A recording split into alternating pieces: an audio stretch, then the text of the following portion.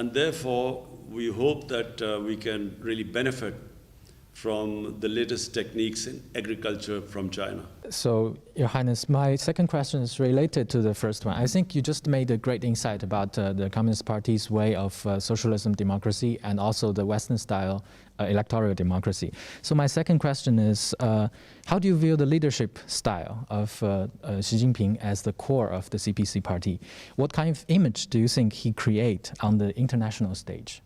You see, President Xi Jinping, when I spoke to him, and Premier Li, what struck me was that the process which they have come through to become the Prime Minister and the President, they started work 30 years ago, and they started working right from the canton, the real village level. And from there, they worked all the way up. They went through all the processes. So really, it's that long struggle which is what makes a leader. And that sort of process is not prevalent in most of the countries that claim to have electoral democracy. You do not have that sort of process. So you look at the American president, he does not go through that sort of rigorous training for leadership like President Xi Jinping and Premier Li, and the way they work themselves up and the experience they got all the way from village and then to the province and higher levels. So when they get to the top, they are experienced. They completely understand the system. They understand how people live at the bottom. And which is why they have been able to, create this wonder of bringing so many millions of people out of poverty. So this is something quite unique for China. You do not see that in any other democratic system. What about the image on the international stage? I think, leave alone the rivalry now between America and China, this economic rivalry. But I can tell you that the world, no matter whatever they think of China, because there's a fear of China's economic dominance now. But apart from that, everyone has to admire what President Xi Jinping has done. His achievements, you see, leaders' achievements speak for themselves. And that's what President Xi Jinping has proved to the world. Your Excellency, how do you comment on the aid programs provided by China to Pakistan, including vaccine, infrastructure, vocational training, and in other social livelihood sectors? I think, first of all, the way China dealt with COVID was unique. I mean, considering that this pandemic started in China, the way China coped with it, and then when you look at the rest of the world, China really stands out in the way they dealt with this pandemic. And we are very thankful to China because, the way they helped us, the way they donated the vaccine to us. And really, Pakistan is after China, Pakistan is one of those countries which has actually done very well in the way that we dealt with the pandemic, the way which we coped with it. So Pakistan stands out, in this whole region. And one of the reasons is that China provided us the vaccine very early on, and where we immediately vaccinated the health workers. The first thing we did was vaccinate the health workers, and then went for the vulnerable groups. So, the people who were most at risk and we were all worried about were the health workers, because, they had to deal with the patients. And so we were always worried that, if they became demoralized, then, our health system would fail. So when we were able to, thanks to China, we were able to vaccinate them, that gave us a lot of confidence. My name is Liu Xin. It's a great pleasure to be able to talk to you, even via Zoom, on this very prosperous occasion when China is celebrating the 100th anniversary of the founding of the CPC. This year is also a very special year for China and Pakistan, as both countries are celebrating 70 years of diplomatic relations, 70 years of friendship. So I'd like to ask you, based on what you just talked about the uniqueness of the Chinese system and the kind of strong relationship that Pakistan has fostered with China, what do you think the 70 years of friendship between China and Pakistan means for the region and for the world? And where do you see relations going further? How to deepen these already very strong ties? Thank you very much. Thank you. Well, firstly, let me just talk about Pakistan and China first, and then the region. For Pakistan, there was always a very special relationship with China, although our relationship started 70 years ago. But, you know, China, whenever Pakistan was in trouble, whenever I'm in trouble politically, internationally, when we had conflicts with our neighbor, China always stood with us. So the people of China have a special place in the hearts of people of Pakistan. Because everyone here remembers, you know, you only remember a friend who stands with you in your difficult times.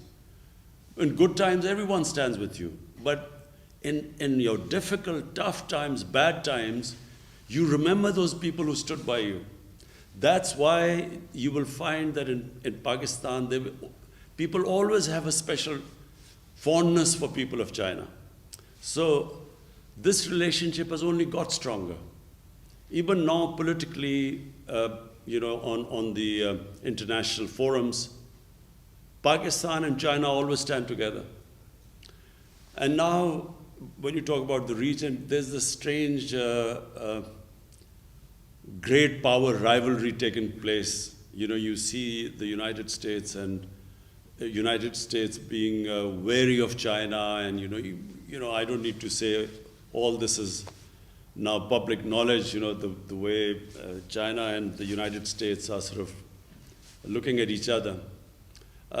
So it creates problem, because what United States is doing is it's formed this regional alliance called the Quad, which is US, India, and then, you know, a couple of other countries.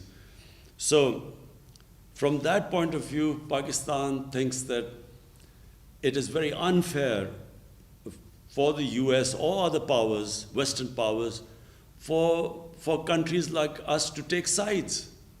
Why do we have to take sides? We should have good relationship with everyone.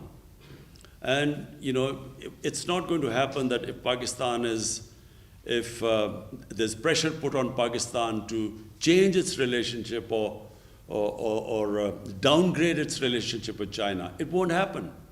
Because the relationship between Pakistan and China is very deep.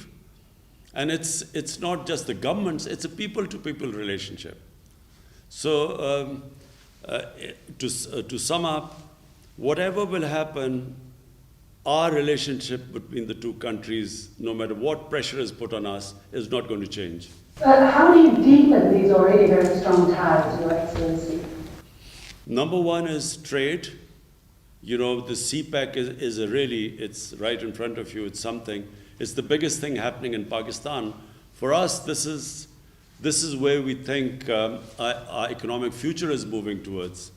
So this is a big economic feature in Pakistan. And then there's the political relationship. And political relationship has got stronger.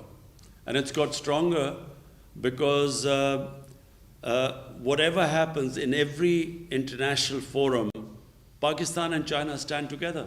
Mr. Prime Minister, my second question is about Olympic Games. Beijing will host the 2022 Olympic and Paralympic Winter Games next year. So, Your Excellency, how do you comment on China's efforts to host the Games, and what are your expectations for the Games? Well, I watched on television, of course, the Olympics in China. And you always find that a country that is on the ascendancy, its sports also follows in the same direction. It also, in sporting, I mean, China, if you look back, China's performance 30 years ago, and now you compare now in Olympics, China is now the emerging power in sports as well. So the two go together because all the skills, the institutionalization that goes into a nation building and a nation moving forward are exactly the same in which a nation's sports move forward. Because you compete internationally in sports, the better you become, the better your institutions become, which can sift talent and bring merit on the top. So a small country like New Zealand just now, I know you don't play cricket in China, but a country which of 5 million people has just won the Cricket World Championship from India, which has 1.3 billion people. And 5 million people, a country of 5 million people has actually won a championship against them because they have a very good system of sifting, bringing up talent and polishing it.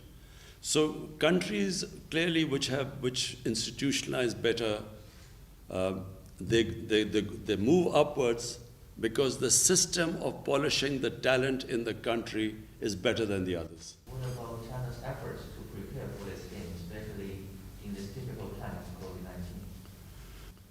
Well, we are just watching in Japan also they're having problems of hosting Olympics.